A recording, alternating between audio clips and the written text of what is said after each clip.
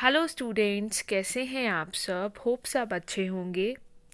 आज इस video lecture के थ्रू हम अपना रूरल मार्केटिंग का चैप्टर नंबर 7 जो कि marketing of non durable products है स्टार्ट लेंगे। तो चलिए करते हैं start. Before starting with the main portion हम थोड़ा सा इंट्रोडक्टरी पोर्शन करेंगे ताकि हमें आज के टॉपिक के बारे में ओवरव्यू मिल सके।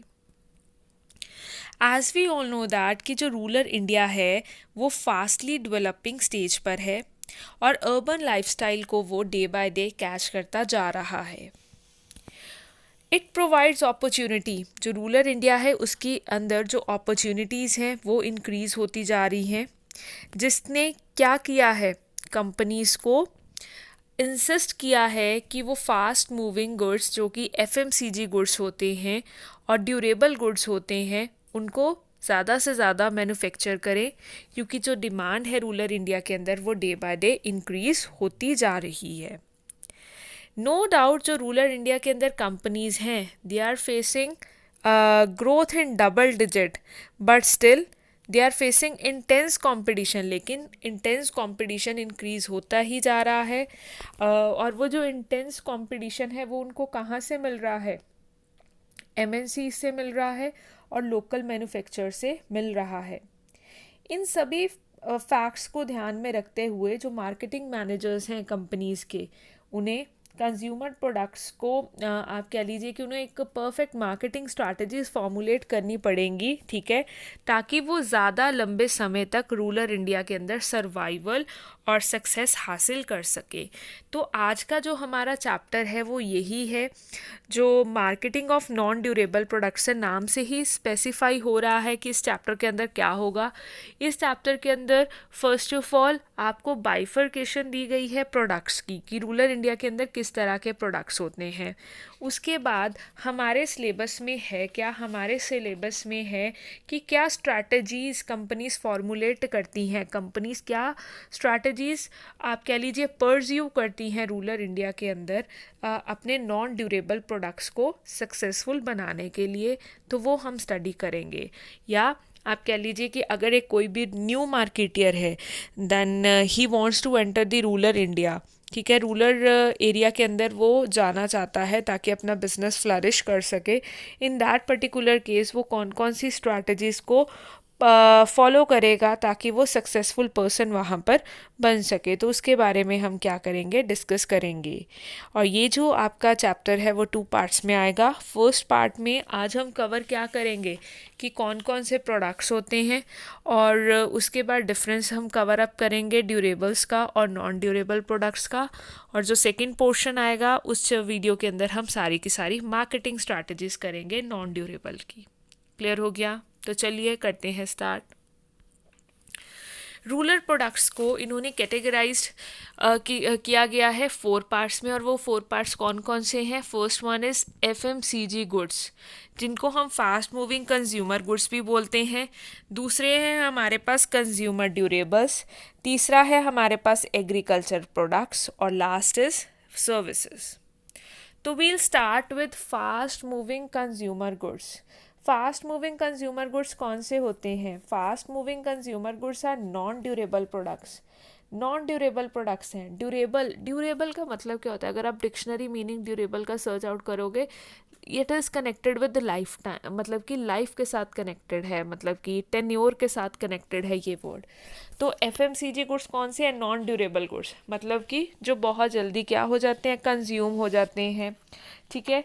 और ये टेंजिबल आइटम्स होती हैं, that means it can be seen and touch, इसको क्विकली कंज्यूम किया जाता है, इसी वजह से इनको फास्ट मूविंग कंज्यूमर गुड्स बोला गया है।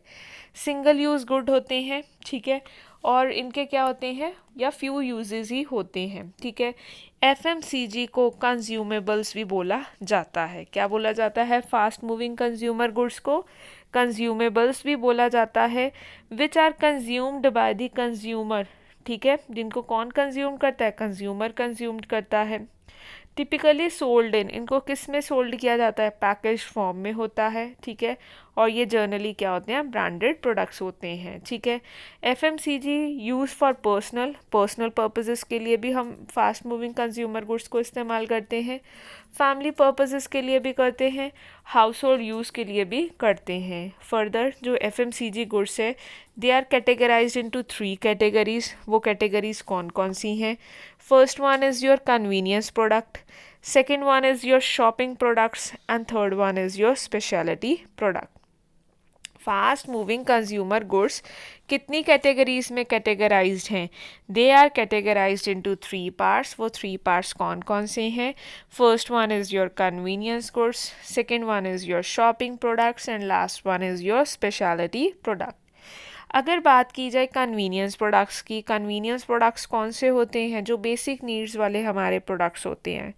शॉपिंग प्रोडक्ट्स कौन से होते हैं? जिसमें थोड़े शॉपिंग एफर्ट्स इन्वॉल्व होते हैं, जैसे कपड़े, आप कह लीजिए फैशनेबल ड्रेसेस। और स्पेशलिटी प्रोडक्ट्स हो गए जैसे गोल्ड, ज्वेलरी, ये सब हो गया। ठीक है, तो FMCG के अंदर कौन कौन से आते हैं? बेसिकली टॉयलेटरीज आ गई, जैसे हमारे सारे साबुन वगैरह ये सब हो गया।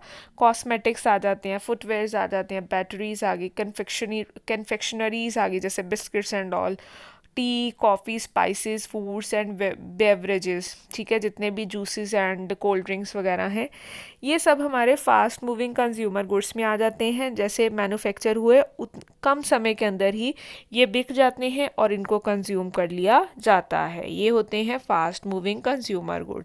और इस चैप्टर के अंदर हम नॉन ड्यूरेबल प्रोडक्ट्स की ही मार्केटिंग स्ट्रैटेजीज़ की बात करेंगे। जो हमारा नेक्स्ट पार्ट आएगा इस वीडियो का, उसके अंदर हम स्ट्रैटेजीज़ कवर करेंगे तो नॉन ड्यूरेबल्स की ही करी गई हैं। जो इससे नेक्स्ट चैप्टर है उसमें ड्यूरेबल्स की हैं, चैप्टर नंबर 8 में। चैप्टर नंबर 7 में हम नॉन ड्यूरेबल प्रोडक्ट्स की ही करेंगे। क्लियर हो गया? Next comes the consumer durables. Durables कौन से होते हैं? These are those products which can be put to use for more than one time. अब देख लीजिए कि जैसे हमारी साबुन है, साबुन FMCG गुड्स था जो पिछला भी हमने पढ़ा। साबुन नॉन ड्यूरेबल में क्यों आ जाता है? क्योंकि हमने एक बार इस्तेमाल कर लिया, हम बार बार साबुन थोड़ी इस्तेमाल कर सकते हैं, ऐसे ही होता है। लेकिन जो ड्यूरेबल गुड्स होते हैं इनको हम मल्टीपल टाइम इस्तेमाल कर सकते हैं। ये टेंजिबल प्रोडक्ट्स होते हैं, लॉन्ग लाइफ होती है। FMCG की क्या होती है? छोटी लाइफ होती है। और कंज्यूमर ड्यूरेबल्स कौन से होते हैं? Which can be used again and again, इनको बार बार इस्तेमाल किया जा सकता है। These products have high unit price as compared with FMCG। इनकी जो प्राइस होता है वो FMCG से क्या होता है? ज़्यादा होता है। And they require guarantee and after sale services. इनमें प्रॉपर गारंटी पीरियड भी होता है और आफ्टर सेल सर्विसेज भी प्रोवाइड की जाती हैं। जैसे आपने देखा होगा आफ्टर सेल सर्विसेज में, आपने सपोज एयर कंडीशनर बाय किया मार्केट में, तो दे टेल यू ना कि आपकी 5 या 4 आपकी सर्विसेज क्या होंगी? फ्री होंगी कंपनी की तरफ से। और last is these products require more selling efforts on that part of the salesman as compare to other product. इसका क्या मतलब है कि ये प्रोडक्ट्स के लिए ज़्यादा सेलिंग एफर्ट्स की रिक्वायरमेंट पड़ती है। आप शोरूम पर चले जाइए, ठीक है, तो आपने सपोज़ AC बाय करना है, तो वो क्या करेगा? प्रॉपर जो सेल्समैन है आपको प्रॉपरली डिस्क्राइब करेगा, उसके बेनिफिट्स देगा, आपको हर मुमकिन कोशिश करेगा कन्विंस करने के लिए कि आप बाय कर लो। अगर आप किसी राशन की दुकान पे सामान लेने जाते हो तो वहाँ पर इतना एम्फसाइज नहीं दिया जाता कि आप ये बाय करो, ये चाय बाय ही करो। नहीं, वो हमारी नेसेसिटी होती है, इसलिए हमें राशन की चीज़ें बाय करनी पड़ती हैं।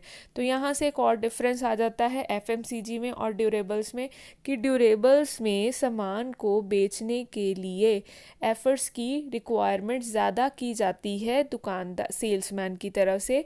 लेकिन अगर हम बात करें FMCG में ऐसा नहीं होता। और next comes our agriculture goods. और कौन सा प्रोडक्ट जो हमारा रूरल इंडिया में सेल आउट होता है वो है agriculture products. The new category of rural products are agri products. और जो नई कैटेगरी है रूरल प्रोडक्ट्स की वो कौन से प्रोडक्ट्स हैं? Agri products. Agri products are further of 3 types. इसमें भी इन्होंने 3 टाइप्स दिया हुआ है, ठीक है। एक आई थिंक मैंने लिखा नहीं है, चलो मैं आपको बता देती हूँ।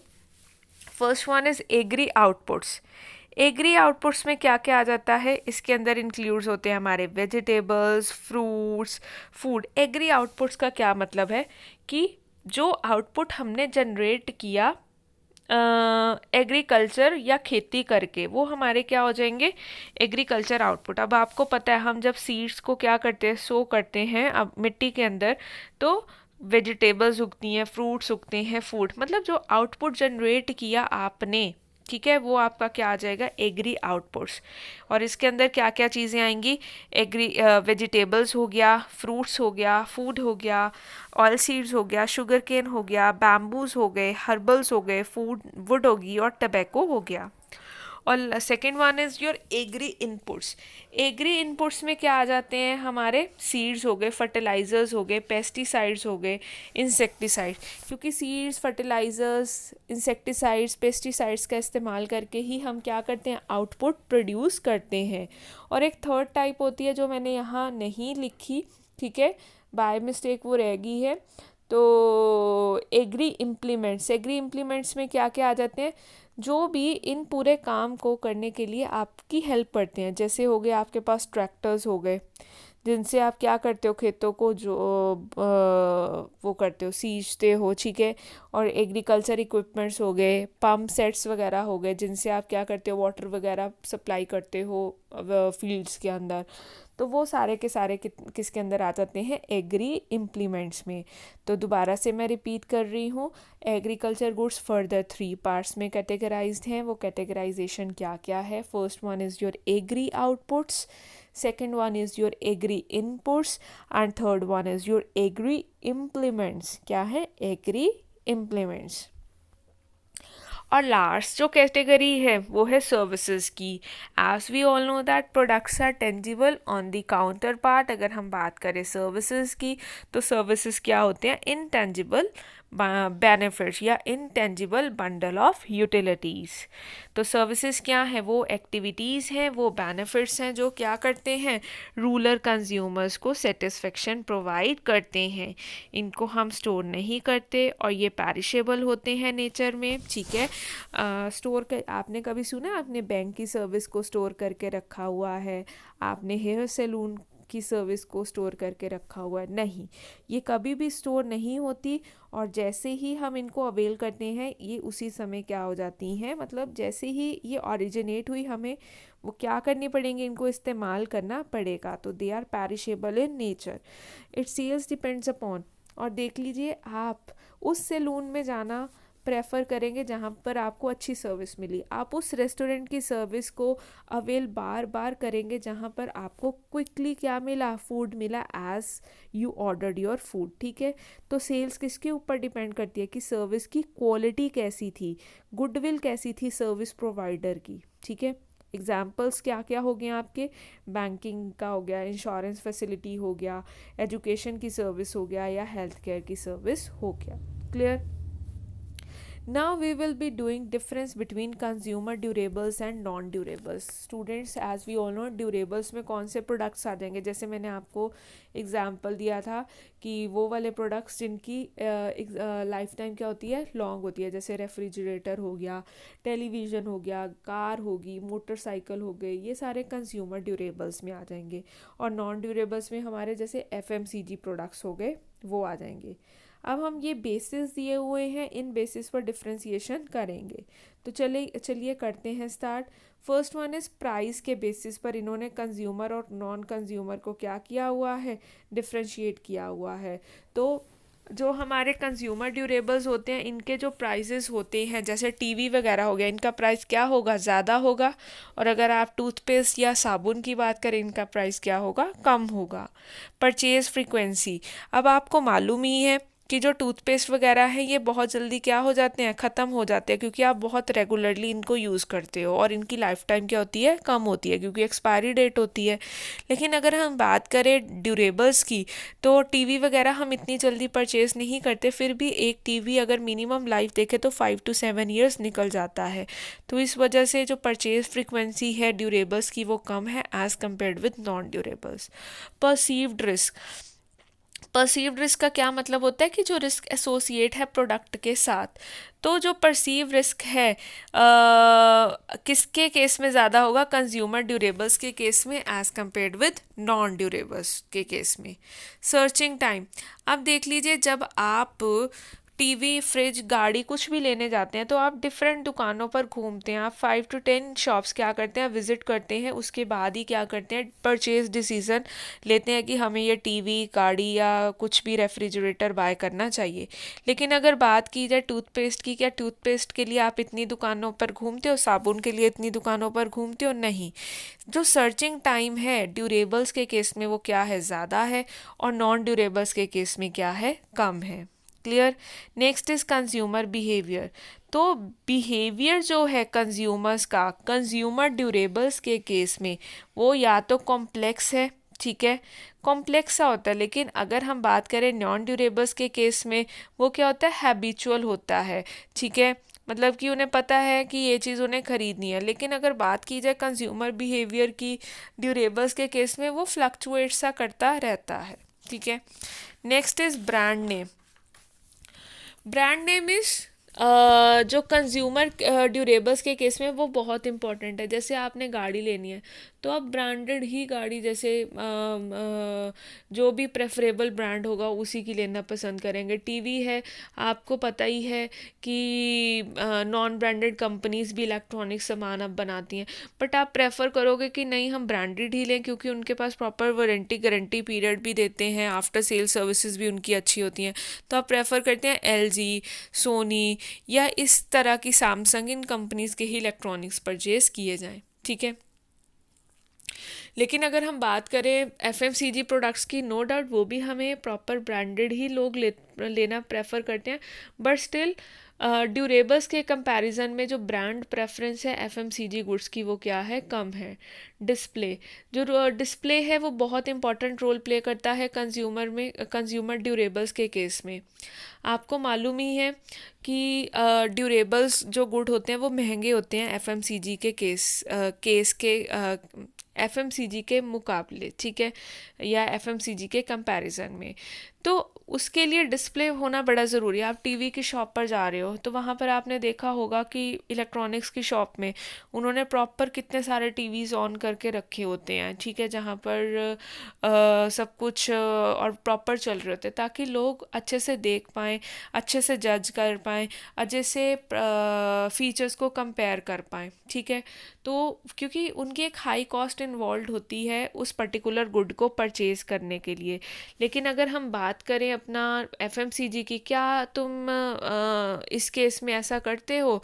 अगर साबुन खरीदना है तो उसको टच या खोल खोल के थोड़ी देखते हो, ऐसा तो नहीं करते ना। इसलिए डिस्प्ले इतना इम्पॉर्टेंट रोल प्ले नहीं करती एफएमसीजी गुड्स में या नॉन ड्यूरेबल गुड्स में जितना कि ड्यूरेबल्स के केस में करती है। और डिस्ट्रीब्यूशन की बात की जाए तो आपने देखा होगा ड्यूरेबल्स के लिए एक्सक्लूसिव शोरूम्स वगैरह होते हैं, ठीक है, और इसके अंदर डीलर्स, स्टॉकिस्ट या होलसेलर के थ्रू ही प्रोडक्ट क्या किया जाता है, सोल्ड किया जाता है। लेकिन अगर बात की जाए अपना एफएमसीजी गुड्स की, एफएमसीजी गुड्स में तो ये मास डिस्ट्रीब्यूशन स्ट्रैटेजी ही फॉलो की जाती है, ठीक है, और ये सभी तरह के रिटेलर्स के पास क्या होते हैं, अवेलेबल होते हैं। आपने ऐसा तो नहीं देखा होगा ना कि साबुन का एक्सक्लूसिव, लक्स के साबुन का एक्सक्लूसिव शोरूम खुला है आपके सिटी में, या कोलगेट का टूथपेस्ट का एक्सक्लूसिव शोरूम खुला, नहीं। यहाँ पर मास स्ट्रैटेजी फॉलो की जाती है। मास डिस्ट्रीब्यूशन स्ट्रैटेजी का मतलब क्या है कि सभी रिटेलर्स को बेच दिया जाता है, उन्हें ये फ़र्क नहीं पड़ता कि हाँ भी बस पर्टिकुलर पर्सन को ही बेचा जाए। लेकिन ड्यूरेबल्स में आपने देखा होगा एलजी का एक्सक्लूसिव शोरूम, सैमसंग का एक्सक्लूसिव शोरूम या सोनी का एक्सक्लूसिव शोरूम। क्लियर हो गया? तो स्टूडेंट्स ये थे कुछ एक डिफरेंसेस कंज्यूमर ड्यूरेबल्स के और नॉन ड्यूरेबल्स के। नेक्स्ट वीडियो लेक्चर में हम strategies for marketing of non durable products की, जो नॉन ड्यूरेबल प्रोडक्ट्स हैं उनकी लिए क्या क्या स्ट्रैटेजीज़ फॉर्मुलेट की गई हैं, उनको किस तरह से फॉलो किया जाता है, वो हम डिस्कस करेंगे। तो आज के लिए बस इतना ही, मिलते हैं अपनी नेक्स्ट वीडियो के साथ। Till then, happy learning and keep revising.